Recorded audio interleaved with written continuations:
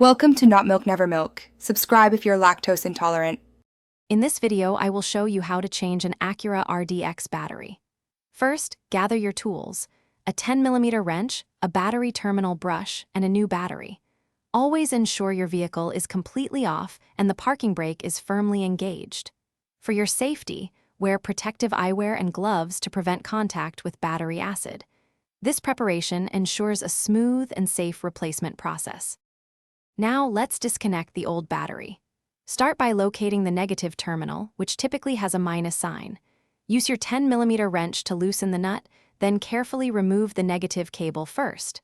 This is crucial to avoid any accidental electrical shorts. Next, find the positive terminal, marked with a plus sign, and disconnect its cable. Finally, remove any clamps or straps holding the battery in place. With the old battery out, it's time for the new one.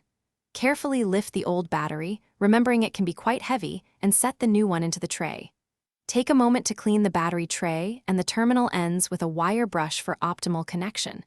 Secure the new battery with its hold-down clamp.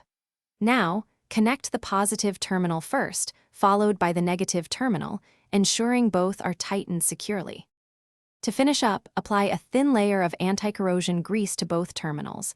This helps extend your battery's life. Now, start your Acura RDX to confirm the new battery is working perfectly. You might need to reset some electronic systems, like your radio presets or the clock. And hey, while you're taking care of your car, why not make the inside smell great too? Check the description for a link to Little Tree's black ice and other great deals. Thanks for watching. If this was helpful, leave a like and consider subscribing. See you next time.